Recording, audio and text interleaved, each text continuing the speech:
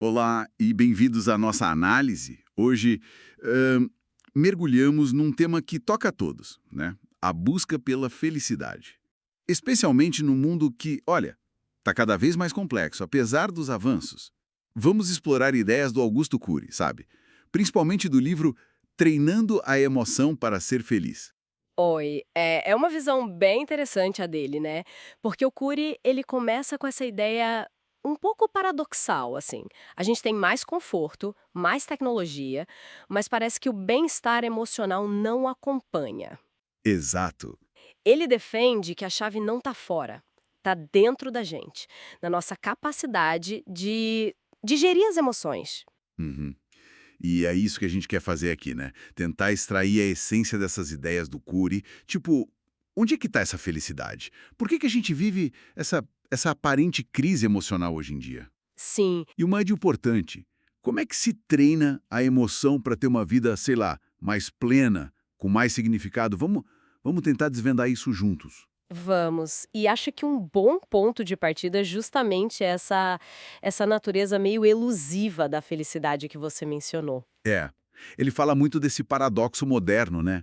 Mais conforto, mais informação e, ao mesmo tempo, mais angústia, mais ansiedade. Mais insatisfação, né? É curioso, muita gente procura, assim, a felicidade em coisas externas, conquistas, bens materiais, viagens, quase como se fosse um prêmio. Um destino final, lá fora. Isso. Mas o Curry argumenta que essa busca, muitas vezes, não leva a lugar nenhum. Porque a felicidade mesmo, ela tá num lugar mais sutil, sabe? Dentro da gente, na forma como a gente processa o mundo. Hum, Mundo em que você está, mas no mundo que você é. Muda tudo, né? O foco vai todo para nossa paisagem interna. Que interessante. O mundo que você é. E como seria essa paisagem interna da felicidade, segundo ele? Ele usa uma analogia ótima, a da felicidade como se fosse uma grande família, sabe? Um clã, com vários membros. Uma família? Como assim? Pensa assim: o amor, a tranquilidade, a sabedoria, a alegria, paciência, tolerância, perdão, perseverança, autoestima, tudo isso seriam como filhos ou parentes dessa grande família da felicidade. Entendi. Não é uma coisa só, isolada. É um conjunto, né? De estados, de atitudes. E essa ligação entre eles deve ser importante, imagino. Fundamental. Ele diz que esse clã funciona como um ecossistema emocional. Se você fere um membro, por exemplo, sei lá, perde a tranquilidade por causa do estresse do dia a dia. Ah, isso afeta o resto. Exato, afeta a família toda, a tranquilidade que vai embora pode minar a paciência. Né? Aí a falta de paciência leva a conflitos que podem machucar a autoestima, e com a autoestima baixa fica difícil perseverar. É uma teia, assim, muito delicada. Mexeu numa parte pode comprometer o todo. E essa teia parece que está bem tensionada hoje em dia, né? O Query fala mesmo numa crise emocional. Que sinais ele vê disso? Olha, nas pesquisas dele, ele identificou uma prevalência assim, assustadora de sintomas psicossomáticos. Ansiedade crônica, irritabilidade, sabe? Dificuldade de concentração, dor de cabeça, fadiga que não passa. Nossa. Sensação de aperto no peito, problema para dormir. A média que ele encontrou foi de tipo uns 7 desses sintomas por pessoa. É bem preocupante. 7 sintomas por pessoa, em média. Uau, é muita coisa. E quais seriam as causas disso, na visão dele? Ele descreve a sociedade atual quase como uma fábrica de estresse, é a palavra que ele usa. A gente é bombardeado o tempo todo com excesso de informação. E muita informação negativa, né? Violência, crise, doença. É verdade. Liga a TV, abre a internet. Pois é. E esse bombardeio constante, segundo Cury, vai meio que entulhando a nossa memória, sobrecarrega a mente e acaba prendendo a emoção num estado de alerta, de tensão. E isso não escolhe idade, né? Lembro de um caso que ele conta de um menino. Sim, o caso do rapaz de 11 anos. É bem impactante. Ele vinha de um ambiente familiar bom, pais presentes, carinhosos, mas mesmo assim apresentava um quadro de depressão, ansiedade, autoestima lá embaixo. Um cansaço de viver, sabe? Com 11 anos. Mas Como? Se o ambiente era positivo? A explicação que o Curry dá é o que ele chama de lixo social. Esse menino, desde muito cedo, foi exposto pela mídia, pelas conversas dos adultos, a um monte de coisa negativa. Medo, preocupação, absorvendo tudo. Exato. A mente dele, que devia estar cultivando, sei lá, sonhos, ideias, virou um depósito de preocupações dos outros. E o pior é o mecanismo que se cria. Os pensamentos ruins, quando a gente não aprende a lidar com eles, eles meio que sequestram a emoção. E nesse caso, o menino aprendeu, sem nem perceber, a usar o sofrimento dele para conseguir atenção, para manipular os pais de certa forma. Vira um ciclo vicioso. Nossa, isso reforça muito um ponto central dele, né? A necessidade da gente assumir a responsabilidade pela nossa própria história emocional. Ele critica bastante aquela postura de vítima, o coitadismo. Muito. Ele diz que essa passividade diante das dificuldades internas, ela alimenta as doenças emocionais. O chamado dele é para ação, sabe? Para a gente ser agente de mudança na nossa própria história. Não dá para apagar o passado, claro. Impossível. Impossível, mas dá para aprender a reeditar ele, a construir um presente e um futuro emocionalmente mais saudáveis. Isso vem com o treino da emoção. E esse treino não parece ser coisa de solução rápida, né? Tipo, 5 passos para a felicidade. De jeito nenhum. Ele critica muito essa indústria de autoajuda que às vezes vende umas fórmulas mágicas, umas ideias muito simplistas, né? Ignorando que o trabalho interno ele é profundo, é constante. É um processo. É um processo. O que ele propõe é desenvolver a inteligência emocional mesmo. Aprender a gerir os pensamentos que ficam martelando, proteger a emoção quando está sob pressão, pensar antes de explodir, sabe? Ter empatia, ir atrás dos sonhos, valorizar a vida. Ele até fala daquele paradoxo na educação, né? Mais escolas, mas não necessariamente mais gente que pensa criticamente. Mais psicólogos, mas não necessariamente mais gente com saúde emocional forte. Falta ensinar a navegar nas águas da emoção. Exatamente. Falta esse foco nas competências internas para lidar com a vida como ela é, com a complexidade toda. Não adianta só ter informação, tem que saber o que fazer com ela aqui dentro. E para ajudar a gente a valorizar mais a vida, ele usa aquela metáfora, achei bem forte, a da fecundação. Ah, sim, a da corrida pela vida. É muito boa. Ele descreve aquela competição inicial, né? Milhões de espermatozoides e só um, talvez o mais resiliente, o mais persistente, venceu a corrida e deu origem a cada um de nós. É. Coloca as coisas numa perspectiva bem diferente. Totalmente.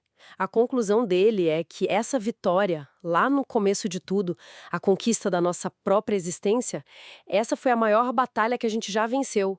Qualquer outra coisa na vida, carreira, prêmio, dificuldade é secundário perto disso. Ninguém deveria se sentir inferior, porque a base da nossa vida já é um triunfo biológico incrível. Isso me lembrou outra ideia dele. A diferença entre a lógica do dinheiro e a lógica da vida. Sim, é um contraste bem legal. Na lógica financeira, dividir geralmente diminui o que você tem, né? Se eu divido meu dinheiro, fico com menos. Claro. Mas na vida emocional, o Cury diz que é o contrário. É o princípio do dividir para multiplicar. Dividir para multiplicar. Como assim? Quando a gente compartilha coisas como amor, alegria, conhecimento, tranquilidade, isso não se esgota na gente. Pelo contrário, parece que aumenta. Quanto mais genuinamente a gente compartilha estados positivos, mais eles crescem, dentro da gente e nas relações. E a gratidão por aquela vitória da vida, por exemplo, ela se expressa não só falando obrigado, mas vivendo. Vivendo plenamente, com entusiasmo, reclamando menos, sendo um especialista em viver, como ele diz, e não um especialista em se queixar. E viver plenamente também passa por cuidar do pensamento, né? Ele alerta sobre o perigo de pensar demais nos problemas. Sim, o pensamento ruminante. Aquele que fica rodando nos problemas, nos cenários negativos. O Cury vê isso como algo que pode paralisar a inteligência, sabe? Sugar a esperança. Claro que agir sem pensar é ruim, é impulsivo. Sim, claro. Mas pensar demais sem chegar a lugar nenhum, sem agir, também leva ao fracasso, só que pela omissão. O importante é a qualidade do pensamento, não só a quantidade. E a qualidade desse pensamento, da gestão emocional, isso se reflete muito nas relações, né? Como pais e filhos. Tem aquela história que ele conta, é bem dura, né? A da mãe psicopedagoga. Sim. Uma profissional super conceituada, dava palestras sobre relação humana e tudo, mas no momento chave ela estava ocupada demais para ouvir o filho adolescente. E aquela rejeição, que pode parecer pequena, né? Mas para o filho naquele momento foi tão forte. Marcou. Marcou. Criou um abismo ali silencioso, ele nunca mais procurou ela para falar das coisas mais profundas e depois desenvolveu uma compulsão por compras, para tentar compensar aquela ansiedade, aquela carência. É. Uma ironia triste. E um alerta, né? Como pequenas falhas de conexão podem ter consequências enormes. Exatamente. E ele critica uma tendência que ele vê hoje. Pais que se matam para dar o mundo para os filhos, materialmente, estudo, mas esquecem de dar a si mesmos, de compartilhar a própria humanidade, as lutas, os erros, os sonhos. Focam muito no currículo externo, mas não preparam para a escola da vida, a interna. E ele tem dados sobre isso, né? Tem. A pesquisa dele mostrou que mais de 60% dos pais raramente ou nunca conversam sobre sentimentos íntimos com os filhos. É um número alto. Impressionante. Então, o que seria um pai ou mãe eficaz para ele? Não perfeito, claro. Longe de perfeito. Pais eficazes são os humanos. Aqueles que não têm medo de errar, de pedir desculpa, de mostrar vulnerabilidade, sabe? De compartilhar a própria jornada com os filhos. A maior herança, ele diz, não é dinheiro, não é diploma, é história pessoal compartilhada com honestidade. A gente falou várias vezes em gerir pensamentos. E o Curi tem uma ferramenta para isso, né? A técnica DCD. O que é isso exatamente? DCD são as iniciais de duvidar, criticar e determinar. É uma ferramenta para a gente intervir ativamente no nosso fluxo de pensamentos. Especialmente naqueles pensamentos ruins, sabe? Perturbadores. Mas antes de detalhar, vale lembrar o que ele diz sobre pensar. Que a gente não para de pensar. Isso é a nossa maior atividade mental. São milhares de pensamentos por dia. Tentar não pensar já é um pensamento. Não tem como parar. Faz sentido. Se não dá para parar, tem que aprender a gerir. Então, como funciona o DCD? Começa com duvidar. Duvidar, nesse caso, é questionar a autoridade daquele pensamento negativo que aparece automático. Sabe aquela vozinha que diz, você não vai conseguir, isso vai dar errado, você não é bom o suficiente? É colocar um ponto de interrogação aí. Duvidar que aquilo seja uma verdade absoluta, uma fatalidade, não é negar o problema real, mas duvidar da interpretação catastrófica que a gente faz dele. É tirar a força dele. Ok, duvidar. E depois? Criticar. Criticar aqui é analisar mesmo o pensamento negativo, confrontar ele. Tipo, peraí, esse pensamento é realista? É lógico? Me ajuda em alguma coisa? Que evidência eu tenho para isso ou contra isso? O que acontece se eu acreditar nisso? É um diálogo interno mais firme, sabe? Onde o nosso eu, a nossa consciência, desafia aquele pensamento, em vez de só aceitar. Entendi. Desafiar o pensamento. E o último passo, determinar. Determinar é usar o nosso livre-arbítrio.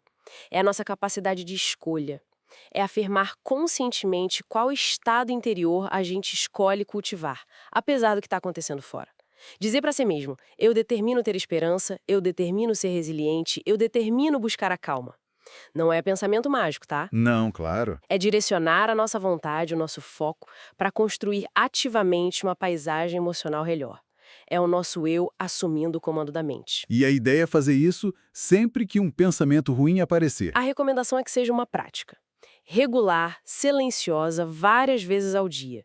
Percebeu o pensamento que está te fazendo sofrer à toa? Aplica o DCD. É um treino mesmo, contínuo. O Curi até conta casos de gente com ansiedade, com pensamentos obsessivos que melhorou muito usando a técnica com disciplina. É como reeducar o nosso diálogo interno. Falando em emoção, o Curi também descreve ela de um jeito curioso, como bonita, mas meio desorganizada. Sim, ele vê a emoção como aquilo que dá cor, que dá sentido para a vida. Mas ela não funciona com a lógica da razão, né? Ela é mais impulsiva, reativa. Ele até alerta para os desequilíbrios. Muita razão a gente fica frio, muita emoção fica instável demais. O ideal seria uma integração melhor entre pensar e sentir. E essa ligação entre pensamento e emoção é direta. Um pensamento pode mesmo disparar uma emoção forte. Totalmente. Lembra daquele caso do empresário rico que tinha medo de ficar pobre? Lembro. Aquele medo intenso não veio do nada. Foi alimentado por pensamentos. Talvez conscientes, talvez não. Pensamentos sobre a possibilidade de perder tudo. A emoção deu força, deu um ar de realidade para uma ideia que, pensando bem, talvez nem fizesse sentido para ele. Um pensamento negativo pode ser um gatilho poderoso para angústia, para ansiedade. Por isso que gerir os pensamentos é uma forma indireta, mas muito eficaz de influenciar as emoções. E isso tem a ver com estabilidade emocional, né? Não é estar sempre feliz, tipo, o tempo todo. Exato. Ele tira um pouco esse mito do equilíbrio perfeito, estático. A vida emocional tem altos e baixos para todo mundo. Estabilidade para ele é mais a capacidade de prolongar os momentos bons, sabe, o prazer, a serenidade, a alegria, e de atravessar os momentos ruins com mais resiliência, sem deixar que eles tomem conta de tudo. E aí entram coisas como tolerância, perdão. Sim. Que ele vê como sinais de força, não de fraqueza. Exigem treino, compreensão do outro e protegem a nossa própria emoção. Outro conceito que achei interessante foi o de envelhecimento emocional. Quer dizer que a gente pode ser jovem por fora, mas velho por dentro, emocionalmente falando. Exatamente isso. O Cury nota que, com o tempo, é natural que a alegria espontânea diminua um pouco, pelo acúmulo de experiências, de preocupações. Mas a idade emocional não está presa na certidão de nascimento, né? Não mesmo. A gente encontra idosos super curiosos, bem-humorados, sonhadores, emocionalmente jovens.